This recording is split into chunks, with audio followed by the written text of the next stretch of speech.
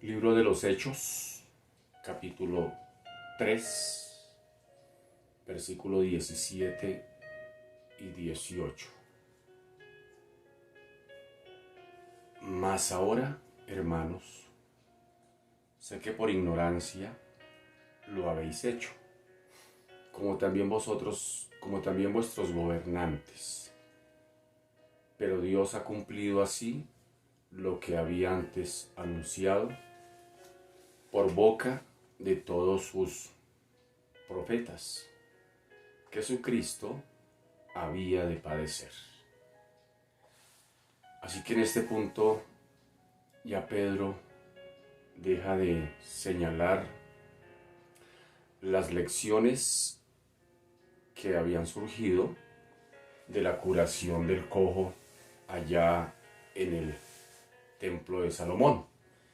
Ya Pedro deja de lado esta narración y las enseñanzas que con él traía acerca de la curación del cojo allá en ese templo.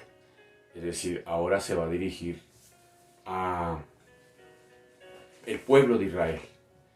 Estamos en el marco del segundo discurso de Pedro, que se da precisamente ahí en el templo, en la Puerta la Hermosa. Después de la curación de este cojo, pues la gente recurre curiosamente a ver qué es lo que está sucediendo. Y Pedro aprovecha la oportunidad para ya no concentrarse tanto en el enfermo, porque ya ha sido sanado, entra con ellos al templo, saltando, alabando y glorificando a Dios. Ahora Pedro aprovecha la oportunidad para dirigirse al pueblo y les dice en el versículo 17 del capítulo 3: mas ahora, hermanos, sé que por ignorancia lo habéis hecho. ¿Qué fue lo que hicieron?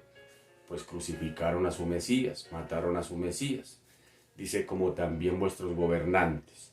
Pero Dios ha cumplido así lo que había antes anunciado por boca de todos sus profetas, que Jesucristo había de padecer. Entonces es notable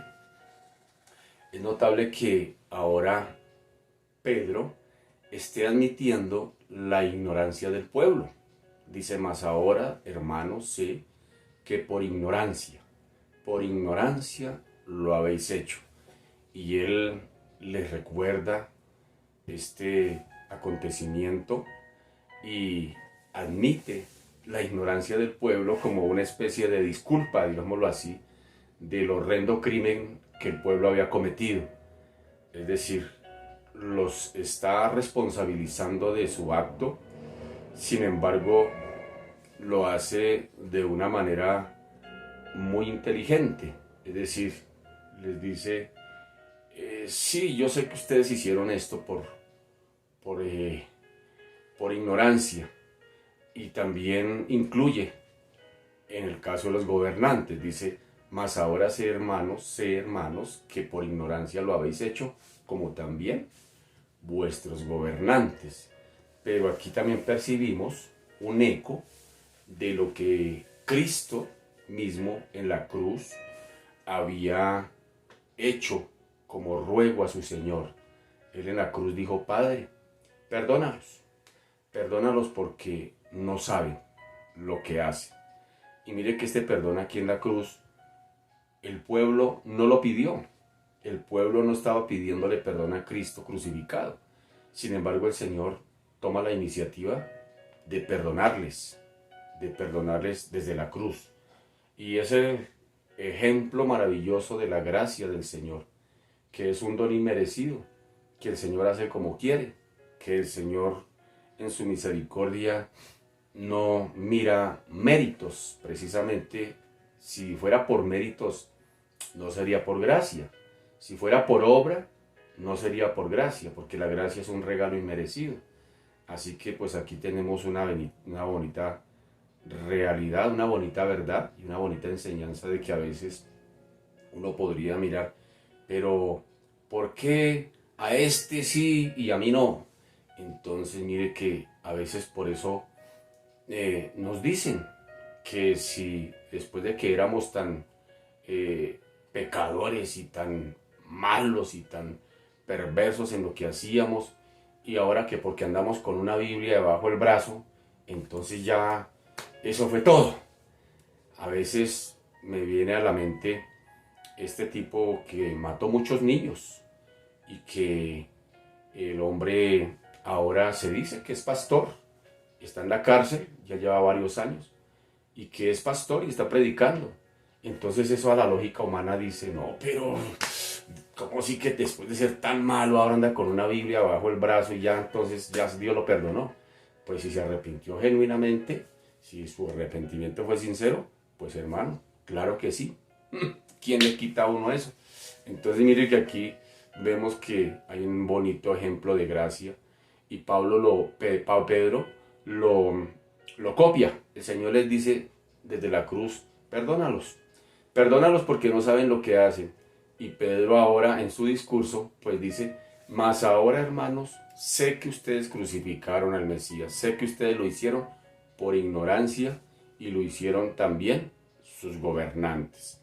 Así que aquí se vuelve a destacar lo que más adelante en el versículo 26 encontraremos donde dice, a vosotros primeramente Dios, habiendo levantado a su Hijo, lo envió para que os bendijese, a fin de que cada uno, miren esta expresión, cada uno se convierta de su maldad. Aún sobre este terreno nacional, digámoslo así, sobre este crimen nacional, Cristo quiso bendecir a sus enemigos.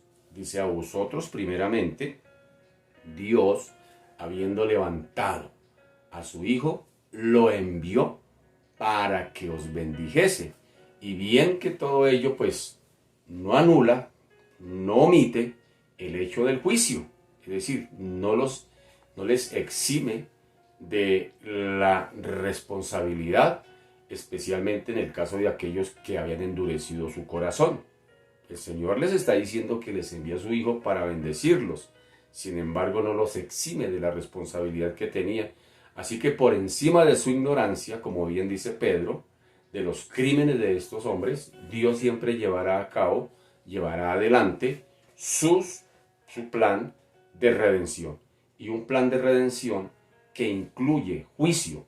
Es decir, este plan de redención, es decir, en la cruz, usted y yo fuimos declarados culpables.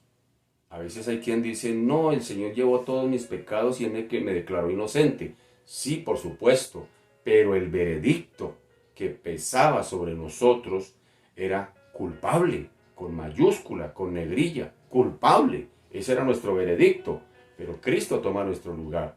Y hoy en día, quienes no han aceptado ese regalo de la gracia de la salvación, pues están bajo la ira de Dios.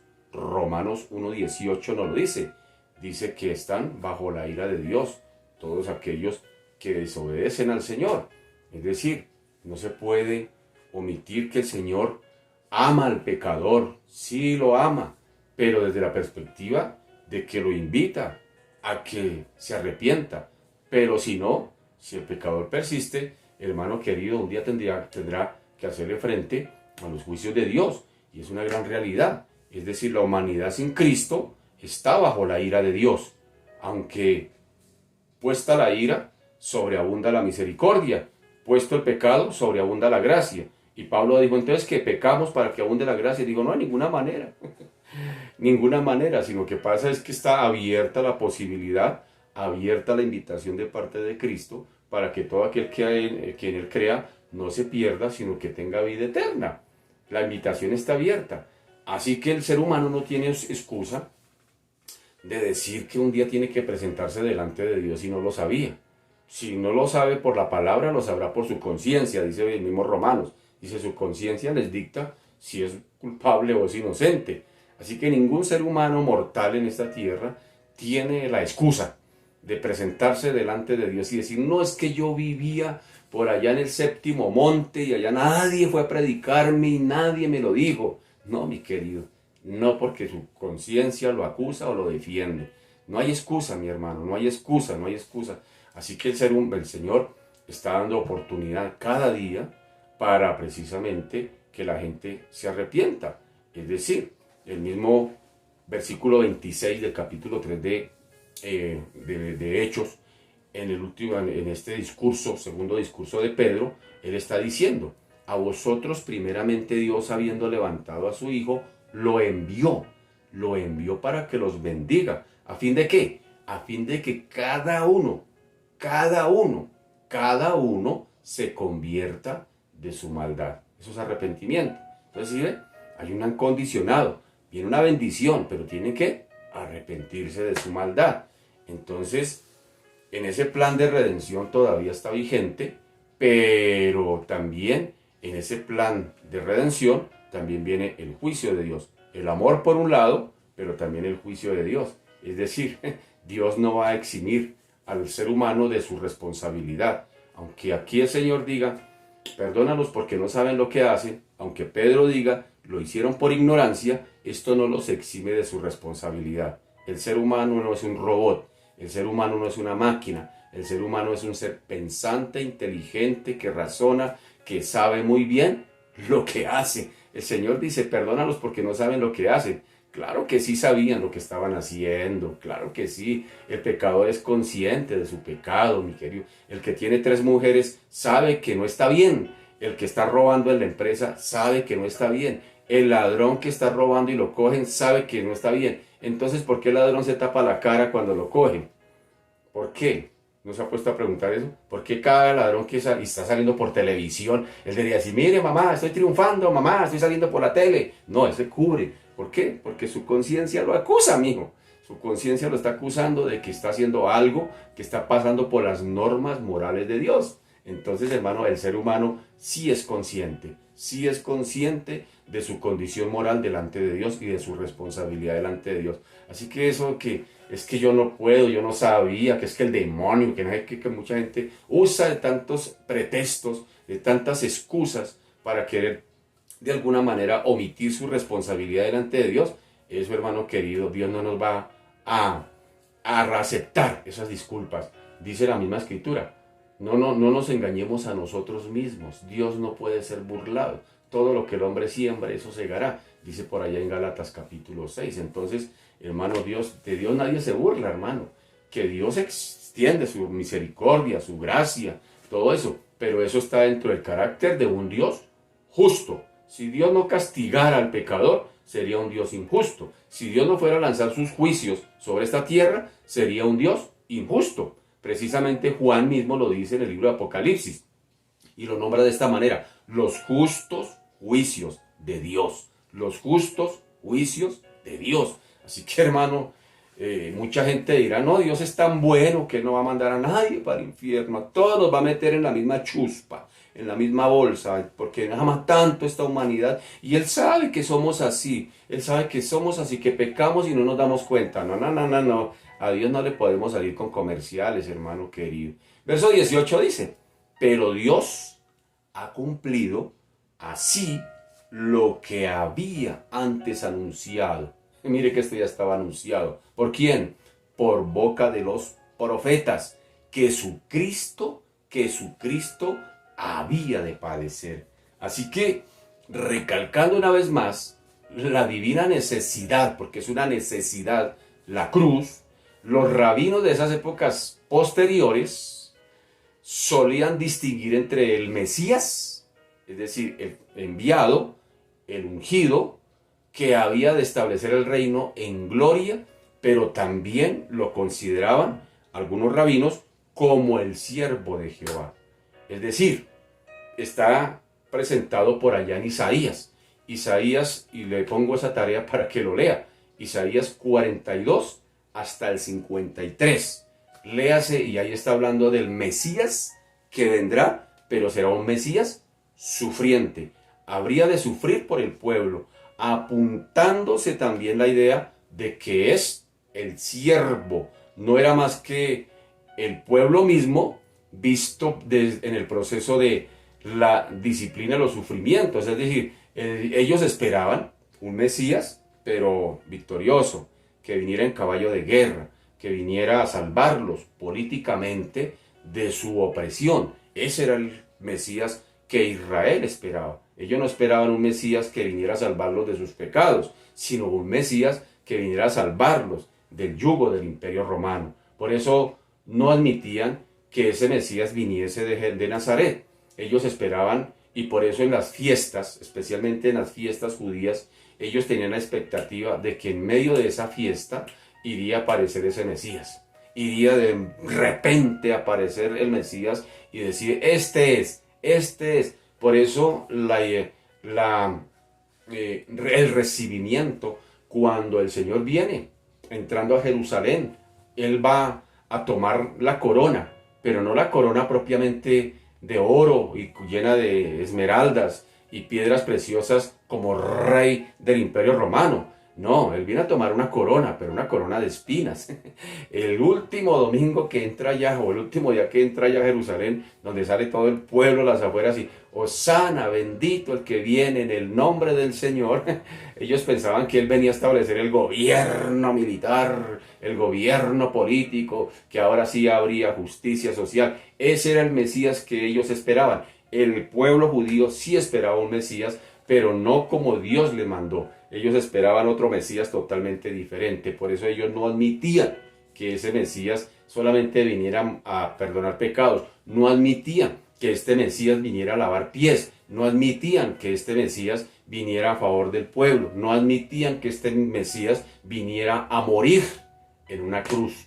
Ellos no admitían eso. Aunque algunos rabinos sí admitían eso. Sí podían calcular de lo que habían leído en Isaías 42 hasta el capítulo 53, de que se habla de que vendría un Mesías, pero no como ellos lo esperaban, sino como Dios lo había determinado. Venir a tomar la corona de espinas, venir a tomar la cruz, venir a ser clavado en una cruz, venir a sufrir por los pecados del pueblo. Así que algunos aceptaban esa identificación de un siervo sufriente con el Mesías. Es decir, algunos asociaban eso, según lo había dicho Isaías 42 al 53. Y inclusive más adelante, en un libro que se llama, en un documento que se llama el Targún terminado en M, el Targún se conoce como el Targún de Jonatán ben Uziel, sobre Isaías, precisamente 42:1 hasta el 53. Este Targún, ¿y qué es un Targún? Bueno, un Targún en hebreo es una interpretación en arameo de la Biblia hebrea, es decir, del Antiguo Testamento, y producida o compilada por judíos, desde los finales del segundo templo hasta comienzos de la Edad Media, es decir, hasta finales del primer milenio. Este Targún ellos lo aceptaban como lo que decía acerca de Jesús en los capítulos 42 al 53 de Isaías. Ellos lo aceptaban, es decir, la palabra aramea Targún significaba simplemente una interpretación. Ahora, ¿quién es ese personaje Jonatán ben? Jonatán ben Uziel fue uno de los 80 sabios sobre Tanaín, es decir, ¿qué era la Tanaí? Era la denominación de los sabios rabínicos, que estudió con otro personaje llamado Hillel del Anciano durante la época en que el Imperio Romano, óigame bien, durante la época del Imperio Romano gobernó Judea. Ben Uziel es el autor de este Targún de Jonatán y de un libro de Cábala conocido como Megalmin. Es decir, los judíos posterior a la muerte de Cristo, ellos investigaron esto sobre Isaías 42, sobre cómo sí que la idea muestre a ver, esto es porque mataron a su siervo, esto es porque mataron a su Mesías, pero es que ellos esperaban un Mesías político, sin embargo el Señor les envió un Mesías sufriente, y lo dice Isaías. Entonces, ¿qué dice Isaías 42? Adelantemos un poquito. Dice Isaías 42:1, dice, he aquí mi siervo. No dice mi político, mi gobernante político que les envió, voten por él. No, les dice, he aquí mi siervo, yo le sostendré, mi escogido, en quien mi alma tiene contentamiento. He puesto sobre él mi espíritu, él traerá justicia a las naciones. Y usted puede seguir leyendo de ahí para adelante. ¿Qué dice Isaías 52? Es decir, al colofón de este Targún. ¿Qué dice? He aquí que mi siervo, otra vez, he aquí que mi siervo será prosperado, será engrandecido y exaltado y será puesto muy en alto. Pues eso es como para la mente judía, pues es algo como imposible. ¿Cómo así que un siervo exaltado? Luego no es lo contrario, el siervo es el que se humilla. Filipenses 2 nos dice que él siendo Dios no escatimó ser igual a Dios, sino que tomó la forma de un siervo, de un ser humano, y estando en la condición de ser humano, ¿qué dice? Él no dice que se exaltó, sino al contrario, se humilló. Entonces esto para la mente judía no era posible, y mucho menos que dijera que va a ir a morir en una cruz. Así que es difícil comprender cómo los apóstoles pudieran apelar confiadamente una y otra vez a las profecías acerca del siervo. Ellos lo tenían claro, inclusive el mismo Pedro, quien está predicando acerca del siervo sufriente, el mismo Pedro, muy seguramente antes de lanzarse a predicar, patinó mucho con eso, como buen judío. Como buen judío, ¿se acuerda que más adelante, inclusive el Señor por allá, más adelante por allá en Hechos 10, el Señor le dice, Pedrito, ahí le mando esos animalitos para que mate y come? Y Pedro le dice, no señor, yo como buen judío yo no como marrano, yo como buen judío no como esas cosas, esos animales inmundos. Y el Señor tiene que darle una lección y decirle, no llames impuro a lo que Cristo ha purificado. Pedro todavía, a pesar de que predicaba, como que todavía no la tenía clara lo que estaba predicando, sencillamente, sino gracias al Señor por el Espíritu Santo. Si no es el Espíritu Santo quien habla, mi hermano querido, nosotros inclusive podríamos patinar en lo que enseñamos, en lo que predicamos. Por eso que el Espíritu Santo nos ayude a primeramente interiorizar, a creernos nosotros lo que estamos hablando, a interiorizarlo, a tener la convicción firme de lo que estamos diciendo.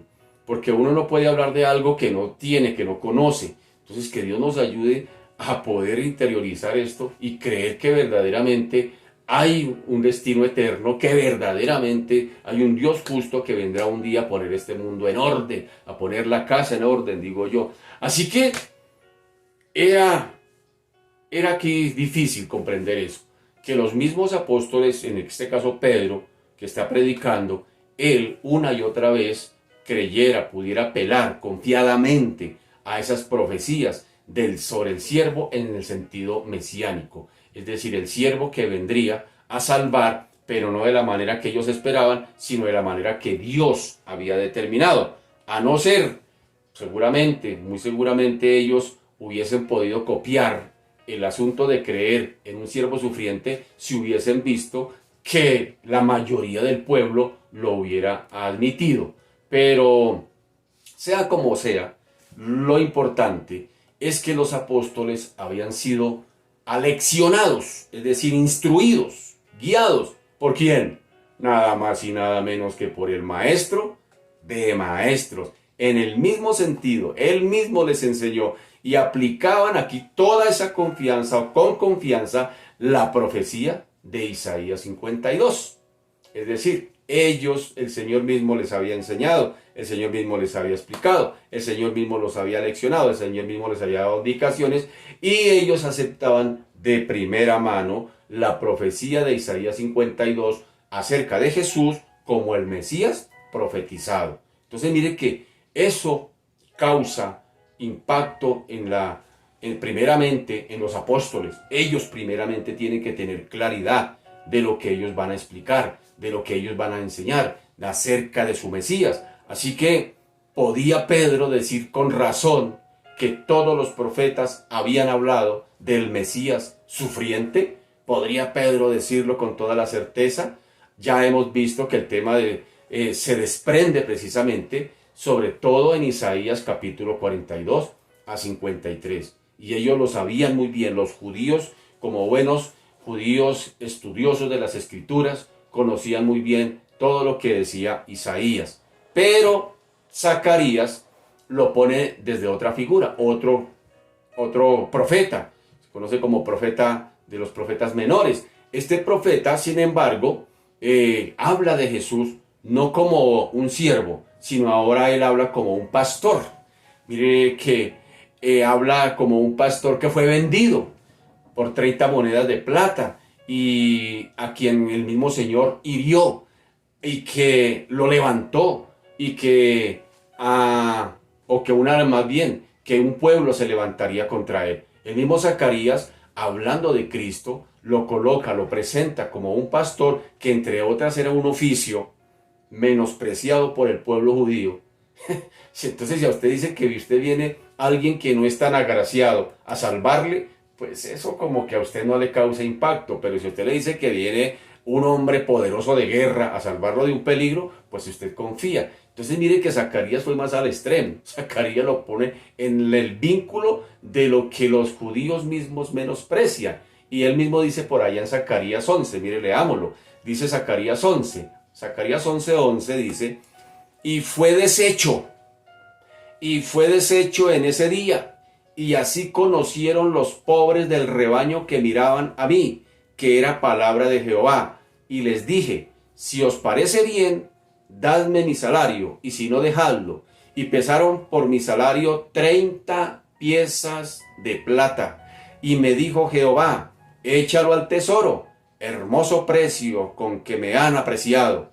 Y tomé las 30 piezas de plata y las eché en la casa de Jehová al tesoro. Y Zacarías, unos 2 capítulos más adelante, en el versículo capítulo 13, dice: levántate, oh espada, contra el pastor y contra el hombre compañero mío, dice Jehová de los ejércitos. Hiere al pastor y serán dispersas las ovejas, y haré volver mi mano contra los pequeñitos. O sea, el Señor Jesucristo, saliendo del aposento alto, según Mateo 26, saliendo allá de ese aposento, después de haber dado algunas instrucciones, de haber establecido un nuevo pacto, el Señor sale y les da esta palabra, les recuerda esta palabra, les dice: esta noche ustedes se van a escandalizar de mí, porque escrito está, dijo el Señor, porque escrito está: hiere el pastor y las ovejas se dispersarán. ¿De dónde está sacando eso Jesús? Pues de aquí, del Antiguo Testamento, del profeta Zacarías. Y ahí es donde Pedro da una desfasada. Es donde Pedro, el apóstol media, que cada vez que abría la boca, metía la pata, es donde él dice: no, Señor, yo no me escandalizaré. Si todos estos se escandalizan, yo no.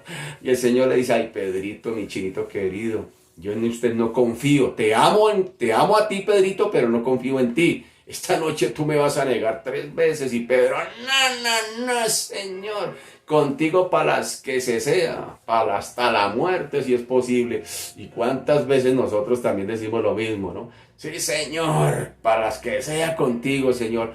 Bueno, lo esperamos a una reunión a las 8 de la noche de líderes. Ay, no tengo tiempo, pero contigo para las que se sea. Entonces, no entiendo eso ahí todavía, por favor. Así que hemos notado igualmente que muchos de los lamentos de David pasan más allá de su propia experiencia, entendiéndose a plenitud tan solo en la relación del Hijo de Dios, del Hijo de David en descendencia. Y lo dice por allá en el Salmo 22, para que lo lea, Salmo 69 y otro, entre otros salmos. Él está hablando también acerca de este siervo sufriente. Así que en el fondo de todo el Antiguo Testamento se halla el simbolismo de la salvación. ¿Por medio de qué? ¿Cómo iría a ser la salvación? Por medio del derramamiento de la sangre de la víctima inocente. Por eso bien hemos hablado de que el Antiguo Testamento es la preparación para la venida del Redentor. Que siempre suena como un acompañamiento de contrabajo, digámoslo así, sobre la cual se destacan notas de triunfo, porque se habla de un siervo sufriente, pero sin embargo, a la vez, a la par, se está hablando de triunfo. Por aquí lo había visto, donde él mismo dice, el mismo Isaías 52, dice: he aquí mi siervo, será prosperado, será engrandecido y exaltado, y será puesto muy en alto. Entonces si nota como la contrariedad, si nota los dos asuntos, las dos orillas. Por un lado se habla de un siervo sufriente, pero que sería exaltado. Y efectivamente usted y yo conocemos de que el Señor, y Filipenses capítulo 2 mismo nos da detalle, donde dice que Él vino, se humilló hasta lo sumo, tomando la forma de un siervo y yendo al colmo de morir en una cruz, y que el Señor dice, por eso el Señor lo que lo exaltó hasta lo sumo y le dio un nombre, para que en ese nombre se doble toda rodilla de los que están en la tierra, debajo de la tierra y en los cielos, y toda lengua confiese que Jesucristo es el Señor. Entonces mire que aquí se mide el plan de salvación, que es un plan de salvación muy contradictorio a la razón de los judíos, es decir, y mucho más de los griegos, de los gentiles. Por eso recordemos que quien está escribiendo aquí, no nos debemos de escapar de ese detalle, es Lucas. Está escribiendo el libro de los Hechos, está narrando de algo que Pedro está hablando, de un discurso que muy seguramente cuando llegue a las manos del amigo de Lucas, es decir, de Teófilo, como buen gentil, él tiene que razonar, esos que razonan, esos que tanto piensan. Es decir, este discurso Lucas permite que quede aquí plasmado porque es interesantísimo para todos aquellos que razonan el verbo, que razonan la palabra, que razonan el logos, como los griegos. ¿Cómo así que Dios existe? Esto tiene que llegarle con argumentos a Teófilo para que a la vez Teófilo lo replique a los griegos. Entonces, por eso Lucas no omite el detalle del discurso de Pedro. No es simplemente un discurso, simplemente una predicación ocasional donde muchos se sintieron un poquito edificados y después se fueron para la cafetería a tomar tinto con empanada y se fueron para la casa. No, este es un discurso que tiene mucha teología, que tenemos que no dejar escapar el detalle hacia quién va dirigido. ¿Quién es el que va a leer todo esto? Sí, en primera mano lo van a leer mucha gente, empezando que no van a ser. Por eso el Señor dice, empiecen por Jerusalén, empiecen por los judíos que conocen todas estas cosas y que sin embargo mataron a su Mesías. Ellos conocen a Isaías, sin embargo ellos van a matar a su Mesías porque ya estaba escrito que iría a ser un siervo sufriente. Pero vaya, dígale esta misma verdad a un gentil. Vaya, dígale esa misma verdad a un griego. Ellos no se van a comer ese cuento, porque empezando no conocen quién es el Mesías. Entonces mire que la tarea que está haciendo Lucas aquí, por eso Lucas dice, he investigado con diligencia, mi querido Teófilo, y le quiero dar a conocer las cosas de este que comenzó a hacer y a enseñar, y cómo fue resucitado, y cómo se presentó con pruebas indubitables. Es decir, da los argumentos, Lucas escribiendo este tomo, para que cuando llegue a manos de Teófilo pueda decir, wow, sí, esto es veraz, porque es que esto lo está viviendo su mismo pueblo judío. Entonces nosotros, ahora esto también es para nosotros. Entonces, ¿sí ven? Por eso el libro de los Hechos se conoce como la proclamación del mensaje. ¿La proclamación del mensaje de quién? Del Redentor. Pablo más adelante será el encargado de explicar a esos gentiles ese mensaje. ¿Me hago entender? Entonces vamos despacio, vamos para allá. Así que difícilmente pues habría podido reprender el Señor a los caminantes de Emaús. ¿Se acuerdan los caminantes de Emaús allá después de que el Señor se les presenta resucitado? Por su torpeza, porque ellos decían, no, pues se habla de una persona que usted no sabe, Señor, que aquel que crucificaron, usted no le... Y ellos, los mismos caminantes de Emaús que iban regreso a su casa después de haber presenciado esta situación de cómo los judíos habían matado a su Mesías, ahora ellos van camino de regreso a casa y el Señor se les presenta resucitado. Y tan pronto se les presenta, ellos inmediatamente dan cuenta de su ignorancia. Es decir, usted no se ha dado cuenta cómo lo que sucedió con ese varón allá judío, y el Señor tiene que reprenderles su torpeza, tiene que reprenderles su ignorancia, entre comillas, porque si el tema hubiese sido totalmente velado en las escrituras del Antiguo Testamento, habría disculpa para decir no lo sabíamos. Pero ¿qué les dice el Señor allá en Lucas 24? Entonces Él les dijo, ¡oh insensatos! ¡Oh insensatos! Queriendo decir, ¡oh necios, tercos ustedes! No les dijo ignorantes, les dijo insensatos. Porque el necio sí sabe, Lo que pasa es que es necio, quiere meter las narices, sabe que la sopa está caliente, pero quiere meter las narices en la sopa caliente y sabe que está caliente y se va a quemar. Ese es el insensato. No les dijo ignorantes, que no sabían. Les dice, ¡oh, insensatos! Y les hace con signo de admiración ahí en Lucas, que es el mismo Lucas que está escribiendo el libro de los Hechos. Dice, y tardos de corazón para creer, no les dijo para comprender, para creer todo lo que los profetas han dicho. ¿Sí ve que no había excusa? No era necesario, les dice el Señor a estos dos caminantes de Emaús, no era necesario que el Cristo padeciera estas cosas y que entrara en su gloria. Y comenzando desde Moisés y siguiendo por todos los profetas, les declaraba en todas las escrituras lo que se decía de él. ¿Sí nota? Les está recordando. Así que miremos lo que dice el versículo 19 y 20 del libro de los Hechos capítulo 3. Hechos 3, 19, 20. En este mismo discurso de Pedro, ¿qué les está diciendo Pedro? Les dice, así que arrepentíos y convertíos para que sean borrados vuestros pecados, para que vengan de la presencia del Señor tiempos de refrigerio, y Él envíe a Jesucristo que os fue antes anunciado. Cristo vino a lo suyo, y los suyos no lo recibieron, dice el apóstol Juan, por allá en Juan 1:11. Así que ellos, el Señor, como bien dice, venía a bendecirlos. A lo suyo vino, los suyos no lo recibieron. Juan 1:11.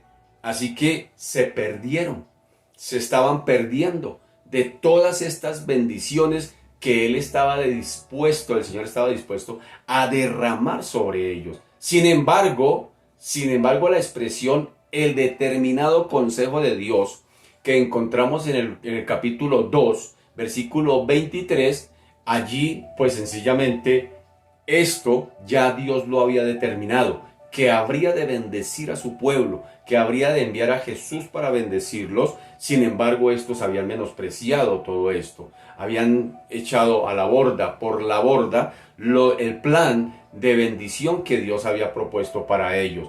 Aprovechó la rebeldía de este pueblo cuando dice el determinado consejo, es decir, ellos desaprovecharon la oportunidad de poder recibir ese manantial que se les estaba abriendo, llamémoslo así, se les estaba abriendo un manantial de gracia, de perdón, de restauración para ellos. Sin embargo, lo estaban menospreciando. Y Zacarías habla acerca de Israel, de esas bendiciones que venían para ellos. Pero mire cómo dice Zacarías 13, dice, en aquel tiempo habrá un manantial, dice aquí Zacarías, habrá un manantial abierto para la casa de David y para los habitantes de Jerusalén, para la purificación del pecado y de la inmundicia. ¿Sí nota? El Señor ya había determinado cuando dice el mismo Pedro en otro discurso del capítulo 2, versículo 23, él dice que abrió un manantial, dice el determinado consejo de Dios. Es decir, Dios decidió, Dios determinó bendecir a Israel a sabiendas de que iban a entregar a su Mesías. Sin embargo, el Señor había propuesto enviar ese Mesías, pero a lo suyo vino y los suyos no lo recibieron. Y en vista de esta nueva oportunidad que la gracia de Dios le otorgó al pueblo, Pedro reitera una vez más su mandato. El Señor, cuando le dice a esto, recibiréis poder y me seréis testigos en Jerusalén, les está abriendo la posibilidad de una segunda oportunidad.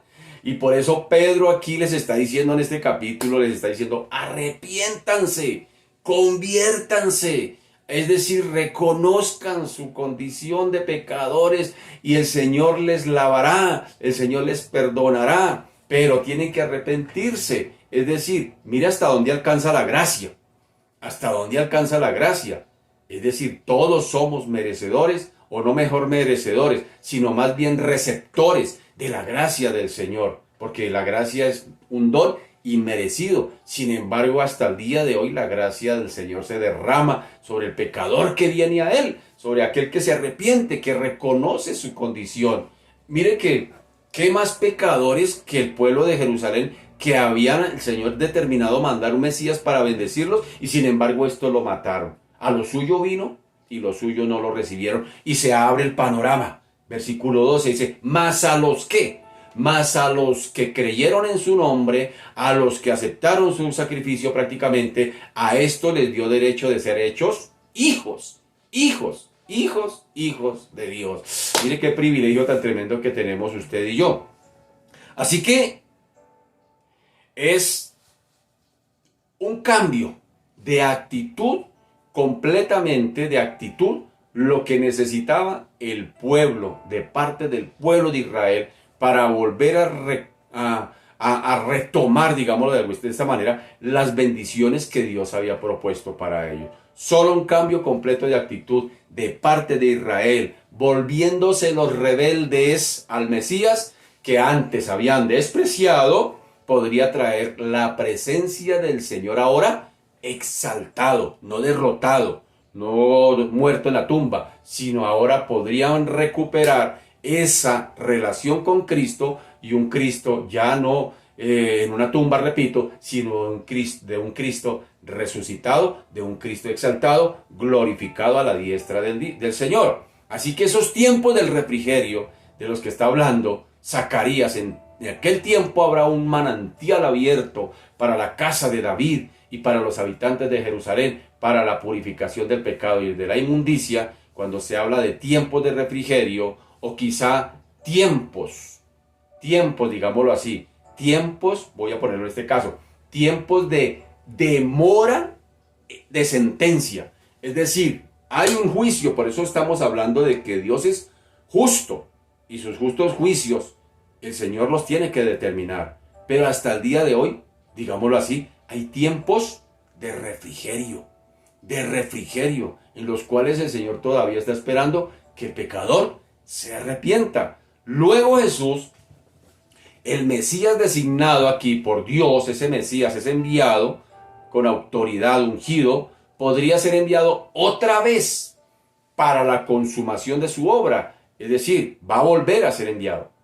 Hablemos de un Jesús que va a volver por allá en los tiempos futuros. Es decir, ya no va a volver el Cristo en un burrito montado allí para morir en una cruz, para tomar una corona de espinas. Ya vendrá con diademas, vendrá con coronas de gloria, y muchas coronas, dice en Apocalipsis 19. Ya no es una corona de espinas lo que viene a recibir, viene de parte de Dios con coronas, con diademas, con coronas de gloria. Vendrá, que se le darán al vencedor, que se le darán al dueño absoluto de toda su creación. Ya no vendrá en un burrito allá, vendrá que es mansito, vendrá en un caballo de gloria. Ya no vendrá, hermano, a salvar, vendrá a justiciar a sus enemigos, a todos aquellos que le rechazaron. Entonces, mire, hermano querido, que todos aquellos que se han arrepentido, incluyendo al pueblo de Israel, allá en Jerusalén, incluyéndolos a ellos, todo aquel que se arrepiente, como dice Pedro, arrepiéntanse, conviértanse, todos aquellos que reconocen su maldad, hermano querido, se abre el panorama a una experiencia nueva, ya no con un Cristo terrenal como lo tenían allí aquellos, sino ahora con un Cristo glorificado, con un Cristo en gloria. ¡Qué tremendo! El Señor había determinado de esa manera, había determinado de que sería un Cristo glorificado, que tendría que pasar, como hemos dicho en otros momentos, por el filtro de la cruz para ahora ser glorificado, y como él mismo oró: Padre, Padre, yo quiero que tu nombre sea glorificado así desde tu diestra. Es decir, el Señor dice: glorifícame tú al lado tuyo, como yo te he glorificado aquí en la tierra. Entonces, mire qué tremendo y qué privilegio, hermano querido, como bien hemos hablado en otros momentos, que tenemos todos aquellos que hemos creído en la cruz de Cristo, que hemos creído en el sacrificio de Cristo, que tenemos un privilegio de una relación que ahora, como novia, un día el Señor vendrá a hacernos su esposa y a participar de todos esos privilegios. Entonces, mire qué tremendo.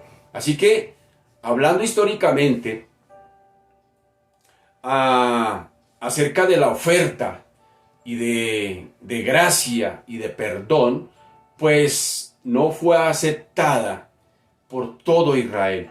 Fue aceptada solamente por un resto de Israel, un remanente pequeño. Y ese resto ahora está incorporado a algo que se conoce como el misterio de la iglesia, que bien nos lo han compartido nuestro pastor en las mañanas, en días anteriores. Es un misterio, hermano querido, que usted y yo ahora tengamos más privilegios aún que los santos del Antiguo Testamento. A mí me llama la atención eso, que los santos del Antiguo Testamento, como David, van a resucitar en la primera resurrección. Al final allá de la gran tribulación, ellos resucitarán para empezar a reinar con Cristo. Pero antes de eso, serán los invitados a las bodas. ¿Y quién será la novia de esas bodas? La iglesia. ¡Qué privilegio! Estos solamente serán invitados, mientras que la iglesia será la novia. Hermano, es un privilegio para nosotros. Entonces mire qué tremendo regalo el que el Señor ofrece hasta el día de hoy, de gracia y de perdón. Es decir, que fue incorporado, no fue aceptada, sino simplemente por aquellos que está el Espíritu Santo reuniendo, que se llaman la iglesia, quedando el judaísmo oficial bajo sentencia de que el Señor había pronunciado contra él. Es decir, a lo suyo vino, los suyos no lo recibieron. Más a los que lo reciban, a esto les dio el derecho de ser hechos hijos de Dios. Mire qué privilegio. Y miremos por allá lo que dice Lucas. ¿Qué dice Lucas? Capítulo 13. Dice: Jerusalén, Jerusalén, que matas a los profetas y apedreas a los que te son enviados. ¿Cuántas veces quise juntar a tus hijos como la gallina a sus polluelos debajo de sus alas, y no quisiste?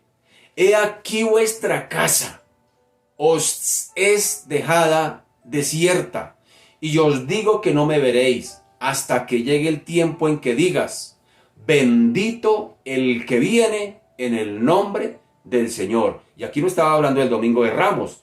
Lucas 23 dice: porque he aquí vendrán días en que dirán: bienaventuradas las estériles y los vientres que no concibieron y los pechos que no criaron. Entonces comenzarán a decir a los montes: caed sobre nosotros, y a los collados: cubridnos. Porque si en el árbol verde hacen estas cosas, en el seco, ¿qué no se hará? Israel tendrá que reconocer sí o sí su pecado. Hasta el día de hoy, mucha gente inclusive muchos judíos alegan decir que Jesucristo es el enemigo de los judíos.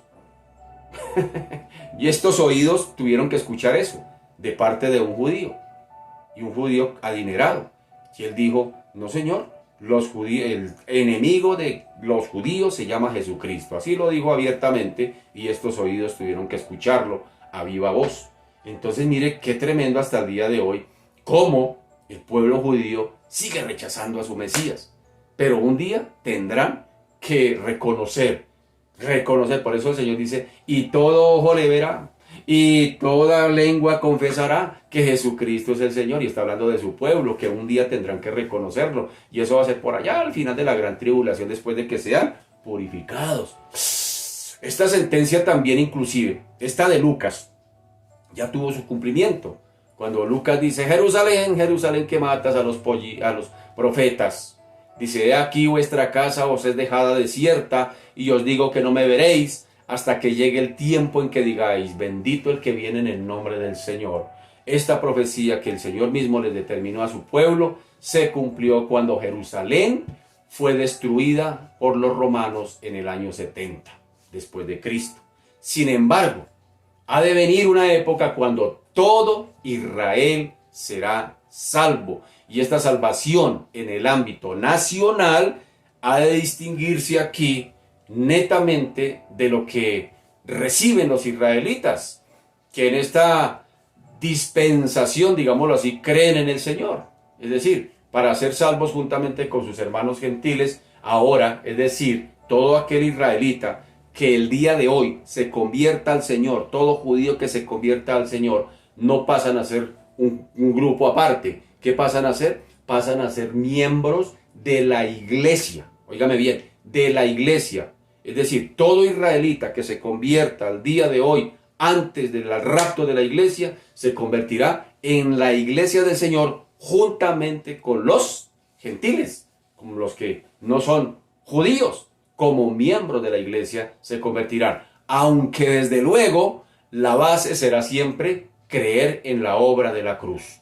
Ellos tendrán que creer. Y por supuesto hay mucho judío que se ha convertido al Señor. Hay mucho judío que se ha arrepentido de verdad y ha sido, y ahora digámoslo así, es judío cristiano. Y hacen parte no de un grupo aparte, vuelvo y repito, sino hacen parte ahora de un solo grupo, de un solo cuerpo, que es el cuerpo de Cristo llamado la iglesia. Dice por allá en Romanos 11:26, mira lo que dice Romanos 11. Dice, mira pues la bondad y la severidad de Dios. La severidad ciertamente para con los que cayeron, pero la bondad para contigo. Si permaneces en esta bondad, pues de otra manera tú también serás cortado. Y aún ellos, si no permanecieren en incredulidad, entonces, dice, serán injertados, pues poderoso es Dios para volverlos a injertar. Porque si tú fuiste cortado del que por naturaleza es olivo silvestre, hablando de Israel, y contra naturaleza fuiste injertado en el buen olivo, ¿cuántos son más estos que son las ramas naturales serán injertados en su propio olivo? Hablando de Israel. Porque no quiero, hermanos, que ignoréis este misterio, para que no seáis arrogantes en cuanto a vosotros mismos, que ha acontecido a Israel endurecimiento en parte, hasta que haya entrado la plenitud de los gentiles. Y luego todo Israel será salvo, como está escrito. Vendrá de Sión el libertador, que apartará de Jacob la impiedad, y este será mi pacto con ellos cuando yo quite sus pecados. Así que en cuanto al evangelio, son enemigos por causa de vosotros, pero en cuanto a la elección, son amados por causa de los padres, hablando de Israel, porque irrevocables son los dones y el llamamiento de Dios, pues como vosotros también en otro tiempo erais desobedientes a Dios, pero ahora habéis alcanzado misericordia por la desobediencia de ellos. Así también estos, hablando de Israel, ahora han sido desobedientes para que por la misericordia concedida a vosotros, es decir, a nosotros, ellos, Israel, también alcancen misericordia. Porque Dios sujetó a todos, israelitas y gentiles, en desobediencia para tener misericordia de todos. Aleluya. Oh, profundidad, dice Pablo aquí admirado. Oh, profundidad de las riquezas de la sabiduría y de la ciencia de Dios. Cuán insondables son sus juicios e inescrutables sus caminos. Porque ¿quién entiende la mente del Señor? ¿O quién fue su consejero? ¿O quién le dio a él primero para que le fuese recompensado? Porque de él, y por él, y para él son todas las cosas. A él sea la gloria por los siglos de los siglos. Amén. Hermano, puesto en plano más sencillo. Es como si usted le compra un juguete a su hijo y su hijo se lo desprecia.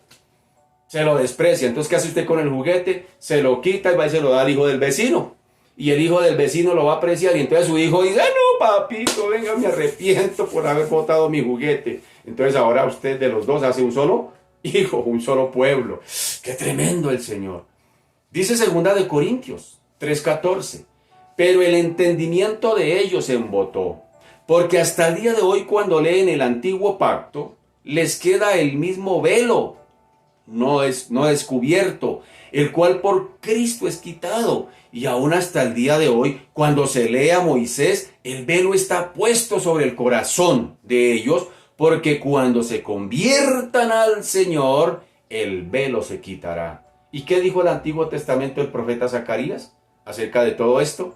Dijo Zacarías 12, y derramaré sobre la casa de David y sobre los moradores de Jerusalén espíritu de gracia y de oración, y mirarán a mí, a quien traspasaron, y llorarán como se llora por el Hijo unigénito, afligiéndose por él como quien se aflige por el primogénito. En aquel día habrá gran llanto en Jerusalén, como el llanto de Adadrimón en el valle de Megiddo, y la tierra lamentará cada linaje aparte, los descendientes de la casa de David por sí, y sus mujeres por sí, los descendientes de la casa de Natán por sí, y las mujeres por sí, los descendientes de la casa de Leví por sí, y sus mujeres por sí, los descendientes de Simei por sí, y sus mujeres por sí.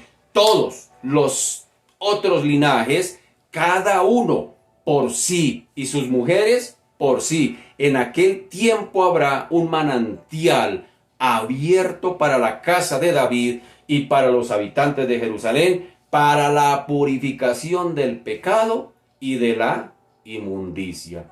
Todo Israel tendrá que salvarse.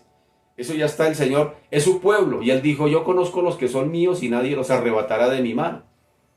Entonces, pero tendrán que pasar por la purificación de su pueblo, por la purificación de Israel. Verso 20-21 dice, y Él, del capítulo 3 de Hechos, y Él envíe a Jesucristo, que os fue antes anunciado, a quien de cierto es necesario que el cielo reciba hasta los tiempos de la restauración de todas las cosas de que habló Dios por boca de sus santos profetas, que han sido desde tiempo antiguo. Así que la diestra del Altísimo, donde el Cristo triunfante está entronizado, es el centro de la benéfica actividad. ¿Para quién? Sí, Señor, para la iglesia. Pues desde allí el Señor dirige el servicio de los suyos. Ya dijimos y lo he dicho en otros momentos, el Hijo quiere seguir glorificando al Padre. ¿Desde dónde? Desde su diestra. Cada cosa que usted haga para el Señor glorifica al Hijo, al Padre. Y el mismo Señor dijo, ustedes no me eligieron a mí, yo los puse a ustedes, yo los elegí a ustedes. Por ahí en Juan 15 dice, yo los elegí a ustedes y los he puesto. Los he puesto para que tengan carro, beca, televisora, color, viajes, paseos, buena plata. ¿Sí? No, los he puesto para que lleven fruto. Y al que da fruto lo limpio para que dé más fruto. Y mucho fruto. Y abundante fruto. Y más adelante sí, fruto permanente. Y en esto es glorificado mi Padre, en que vayáis y llevéis mucho fruto. Algunos lo asocian con almas. Ay, tengo que ganar hartas almas para Cristo porque Él dijo que tenía que dar fruto. No. El ganar almas es la consecuencia del fruto que usted y yo como iglesia damos, hermano, al Señor. Entonces mire que desde allí el Señor está dirigiendo, hermano querido. Y qué bueno que podamos encontrarnos haciendo lo que el Señor quiere que usted y yo hagamos. No lo que nosotros queramos hacer o lo que otros quieren que usted y yo hagamos. Que ojalá, hermano querido, estemos haciendo lo que el Señor quiere que hagamos. Que estemos en el centro de la voluntad, del servicio al Señor, para hacer justamente lo que el Señor quiere que usted y yo hagamos. Que como miembros del cuerpo tenemos una función, dijo el apóstol Pablo. Pablo dijo que somos miembros de su cuerpo, cuya cabeza es Cristo, y que cada miembro cumple una función específica, mi querido. Y todos nosotros tenemos una función específica dentro de ese cuerpo. A veces la mano quiere caminar, a veces el oído quiere hablar, o simplemente la boca quiere oír. Hermano querido, ojalá y Dios quiera que podamos, hermano, dentro de las comunidades cristianas, cada uno haciendo lo que el Señor pidió que hiciéramos. Que yo pueda decir, lo que estoy haciendo tengo la certeza de que esto me lo mandó el Señor. Y como bien hemos dicho en otros momentos, nosotros no le damos ministerios a nadie. El ser humano no da ministerios. Hermano, póngame a hacer algo. No, nosotros no lo vamos a poner a hacer nada a usted. Usted tiene que ir al Señor. ¿Qué lo va a poner a hacer el Señor? Y con mucho gusto nosotros lo capacitamos. Y de hecho lo que estamos haciendo aquí, hermano, con estos estudios, capacitando a la iglesia, para que la iglesia pueda desarrollar lo que Dios le dijo que haga, no lo que el pastor, el líder le diga que haga. ¿Sí me hago entender? El ser humano no da ministerios. Los ministerios los da el Señor, el llamado lo da el Señor, no lo da ningún hombre. Así que, hermano querido, esto deberíamos tenerlo claro, que lo que estamos haciendo para el Señor, por sencillo que parezca, verdaderamente esté llevando gloria al Señor. Cierro ese paréntesis allí. Entonces, en cuanto a Israel y el mundo, pues la estancia de Cristo allí a la diestra del Padre es una especie, óigame bien, de paréntesis según este versículo 21. Dice el versículo, según este versículo 20, perdón. Él envíe a Jesucristo que os fue antes anunciado, a quien de cierto es necesario que el cielo reciba hasta los tiempos de la restauración de todas las cosas de que habló Dios por boca de sus santos profetas que han sido desde tiempo antiguo. Estos dos versículos, especialmente este versículo 21, dice, a quien de cierto es necesario que el cielo reciba, hablando de su ascensión. ¿Reciba hasta cuándo? Hasta los tiempos de la restauración de todas las cosas. Ahí tiene el Señor un propósito reservadito ahí para Israel. Para ellos es un paréntesis que hay ahí. Entonces, como dice por allá en otro aspecto de este compás de espera, dice por allá en Hebreos 10:13, dice, se ha sentado a la diestra de Dios. He aquí en adelante esperando hasta que sus enemigos sean puestos por estrado de sus pies. Así que en las leyendas del paganismo, la edad de oro, como lo dicen algunos, se halla únicamente en un pasado añorado. Usted escucha a veces cuando se dice, la gente dice, la edad de oro de tal. Yo recuerdo que alguna vez me leí una revista por allá, una revista acerca de la edad de oro de una empresa, de cómo se fundó esa empresa, quiénes fueron los fundadores, cómo eran esos años de oro. Entonces a eso lo llaman la edad de oro. Dicen la época de oro cuando tal cosa, era un tiempo de victoria, un tiempo de gloria. Entonces la edad de oro se halla únicamente en ese pasado, en un pasado. Cuando se habla acerca de la edad de oro según el sistema del mundo. Sin embargo, en la revelación divina es totalmente distinto. Al Edén perdido en el principio de la historia de la raza, corresponde ahora un paraíso de bendición al final. El Señor, hermano, al final va a venir a poner su casa en orden. Al final el Señor, la bendita meta a la que Dios conduce a esta humanidad, a pesar de los profundos valles del dolor, por los que tenga que atravesar esta humanidad aquí en esa tierra, que hubo una ruina precisamente a causa de la intromisión, digámoslo así, del pecado y del mal que vino a distorsionar el plan y propósito de Dios para la humanidad, pero también habrá, dice, restauración en cumplimiento de los designios, de los pensamientos, de los propósitos de Dios, pero sobre una base, sobre la base de la obra expiatoria en la cruz. Por eso necesitamos predicar el evangelio de la cruz, porque el evangelio de la cruz es lo que trae bendición, redención y restauración a una humanidad caída, infectada por el pecado, mi querido. Por eso no podemos predicar cualquier tontera. Necesitamos predicar el evangelio de la cruz. ¿Sí me hago entender? Para que la gente, como el pueblo de Israel, de las predicaciones de Pedro, diga, sí, la embarramos, matamos a nuestro Mesías. ¿Qué tenemos que hacer? Pero la gente no quiere oír eso. La gente quiere oír otra cosa. Que me prediquen la teología de la liberación. Que me prediquen pare de sufrir. No, hermano querido, y más en estos tiempos. Cada vez los tiempos serán más difíciles y el predicador tiene que predicar el evangelio de la cruz. Y el Espíritu Santo se encargará de convencer y el pecador tomará una decisión, mi querido. Que Dios nos ayude, que Dios nos ayude. Israel fue escogido para adelantar esta obra de restauración y tendrá en ella, además de las primicias de los judíos convertidos a la iglesia, de lo que anuncié hace un tiempo, una primera parte según las múltiples profecías del Antiguo Testamento, es decir, el reino de gloria sobre la tierra, llamado comúnmente el milenio, por las referencias de 1000 años, por ahí en Apocalipsis 20, capítulo 20. El domingo anterior explicamos un poquito acerca del milenio en el templo, y si este domingo usted va a ir al templo, vamos a tener una segunda parte donde vamos a explicar un poquito más el mundo soñado que te espera. El mundo soñado que le espera a todos aquellos que llegan hoy a Cristo, que se arrepienten de sus pecados en medio de un mundo convulsionado, en medio de tanto sufrimiento y tanto dolor, pero que dicen: sí, yo reconozco que habrá un futuro mejor. Sí, yo sé y tengo la claridad de que este 2022 será peor que el 2021 y que el 2020, y que el 2023, si Cristo no ha venido, va a ser peor que el 2022, hermano querido, pero tengo la esperanza de un mundo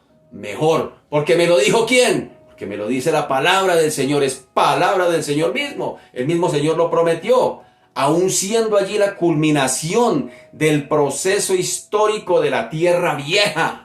No será más el reflejo en términos materiales del universo renovado bajo el signo espiritual y eterno que Dios ha prometido. Segunda de Pedro. El mismo apóstol Pedro, quien está dando este discurso, mire lo que dijo en una de sus cartas, segunda de Pedro 3:10, dice: pero el día del Señor vendrá como ladrón en la noche, en el cual los cielos pasarán con gran estruendo, y los elementos ardiendo serán deshechos, y la tierra y las obras que en ellas hay serán quemadas, puesto que todas estas cosas han de ser deshechas. ¿Cómo no debéis vosotros andar en santa y piadosa manera de vivir, esperando y apresurándoos para la venida del día de Dios, en el cual los cielos encendiéndose serán deshechos y los elementos siendo quemados se fundirán? Pero nosotros esperamos, según sus promesas, cielos nuevos y tierra nueva, en los cuales mora la justicia. Hoy nos quejamos de tanta injusticia. La manifestación pública del Señor, es decir, su epifanía en el griego o apocalipsis, aquí se manifiesta, es decir, por eso el Apocalipsis se conoce como la revelación del Cristo glorificado y los planes que tiene para un futuro no muy lejano posiblemente para esta humanidad. Aquí pone fin a la presente sesión, digámoslo así, de su diestra. El Señor un día saldrá de la diestra del Padre. Juan vio los cielos abiertos en Apocalipsis 19, ya no para llamarlo que suba y mire, sino para que Juan mire cómo desciende el Hijo de Gloria a venir a tomar las cartas en el asunto sobre esta humanidad. El día de Jehová, con la inauguración de un reino glorioso aquí en la tierra. No se pierda el culto el domingo, hermano querido. Mateo 24 dice: y estando él sentado en el monte de los olivos, los discípulos se le acercaron aparte diciendo: dinos, ¿cuándo serán estas cosas? ¿Y qué señal habrá de tu venida y del fin del siglo? E inmediatamente después de la tribulación, les contesta el Señor, e inmediatamente después de la tribulación de aquellos días, el sol se oscurecerá, y la luna no dará su resplandor, y las estrellas caerán del cielo, y las potencias de los cielos serán conmovidas. Entonces aparecerá la señal del Hijo del Hombre en el cielo, y entonces lamentarán todas las tribus de la tierra, y verán al Hijo del Hombre viniendo sobre las nubes del cielo con poder y gran gloria, y enviará a sus ángeles con gran voz de trompeta, y juntarán a sus escogidos de los cuatro vientos desde un extremo del cielo hasta el otro. Mas como en los días de Noé, así será la venida del Hijo del Hombre, porque como en los días de Noé, antes del diluvio, estaban comiendo, bebiendo, casándose, dándose en casamiento, hasta el día en que Noé entró en el arca, y no entendieron hasta que vino el diluvio y se lo llevó a todos. Así será también la venida del Hijo del Hombre. ¡Qué tremendo! Cuando el Señor venga, hermano, el mundo va a estar totalmente distraído. El mundo va a estar totalmente en lo suyo, pero todo ojo le verá en su segunda venida. Así que las descripciones, los tiempos de la restauración de todas las cosas, especialmente con referencia a ellas, especialmente con la parte de Israel acerca de esta declaración, la encontramos en varios textos del Antiguo Testamento. Varios textos del Antiguo Testamento usted encuentra referencias acerca de la restauración de los tiempos de la restauración de todas las cosas, acerca de Israel, de lo que el Señor se ha propuesto. Isaías capítulo 11 y 12, Isaías 61 al 63, Jeremías capítulo 30 31, Ezequiel 36, Oseas 14, Joel 2, Amós 9, Miqueas 4, Miqueas 7, Sofonías 3, Zacarías 8, Malaquías 4, etcétera, etcétera, etcétera. Usted encuentra referencias acerca de lo que el mundo soñado que el Señor tiene para esta humanidad, donde Israel tendrá que pasar por algunos juicios allí, donde la iglesia tendrá también que pasar por un juicio, el juicio llamado el tribunal de Cristo, que no será para salvación, sino para galardones. ¿Me hago entender? En ese juicio no entra nadie más, sino solo cristianos, el tribunal de Cristo. Es decir, allí algunos pasarán raspando, dice por allá el apóstol Pablo en el capítulo 3 de Primera de Corintios. Que Dios nos ayude. Que Dios nos ayude a tomarnos esto en serio, mi querido. Esto no es para simplemente volvernos religiosos y pensar que ya el Señor, porque hemos orado, entonces va a poner las situaciones a nuestro favor. Por supuesto que hay que orar. Por supuesto que hay que buscar del Señor, aferrarse a las manos del Señor. Porque la verdad, no quiero aquí ser negativo ni pesimista, pero soy realista. Esto va de mal en peor. Hermano, yo quisiera traer otro mensaje aquí y decirle, hermano, este año va a ser el año para Cristo, el año de la victoria, el año de la gloria. Hermano, vendrán tiempos de gloria, pero antes de la gloria tendremos que pasar por la cruz. Que Dios nos ayude. Como dicen por ahí, que Dios nos agarre confesados. Padre, te doy gracias, te alabo y te bendigo. Glorifico tu nombre en esta mañana, Señor Dios de los cielos. Señor, ayúdanos. Ayúdanos a no caer en la necedad, Señor Dios de la gloria, que cayó el pueblo de Israel.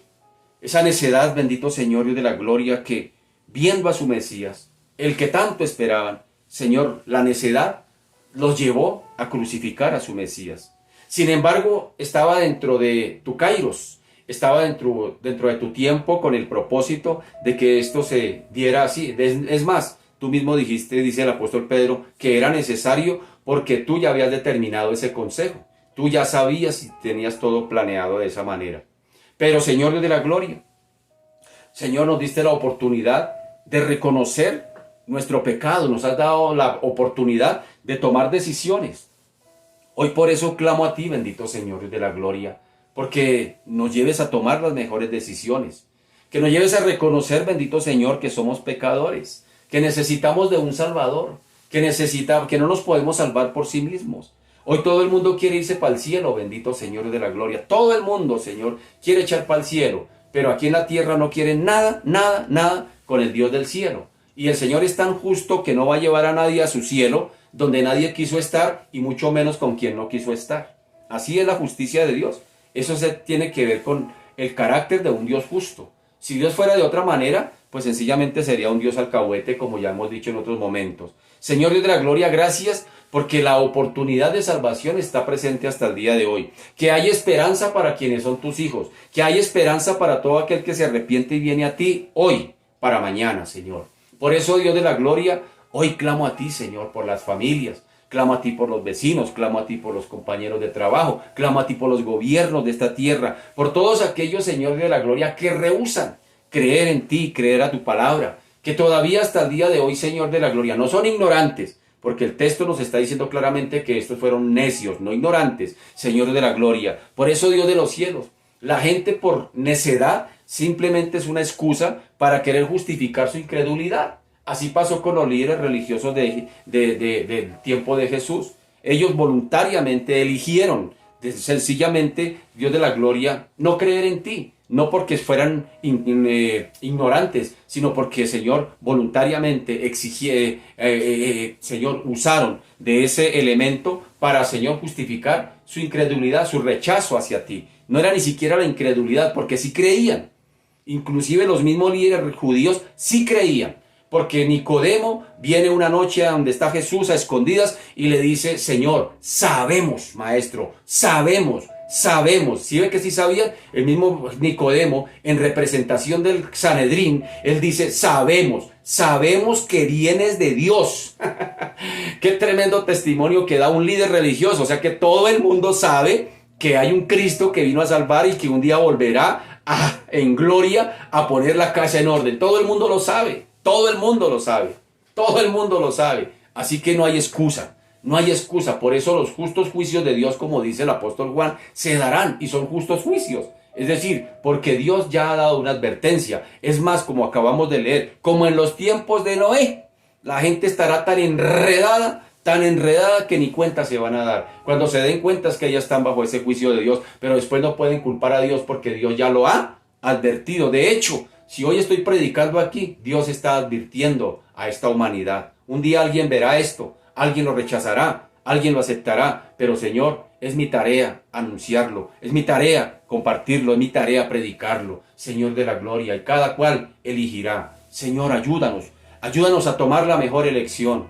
La mejor elección que el ser humano puede tener es venir a ti, arrepentido de sus pecados, y llegar a ti, bendito Señor de la gloria, para que sus pecados sean perdonados, borrados, bendito Señor, y pueda caminar en vida nueva con la esperanza de que sí vendrá un futuro mejor.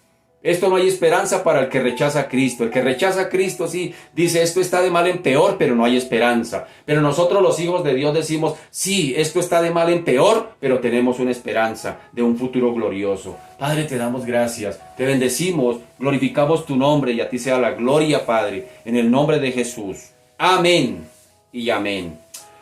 Bien, mis amados, se ha ido el tiempo. Que el Señor me les bendiga, que el Señor me les continúe bendiciendo. Un abracito para todos, mis amados. Chao, bendiciones.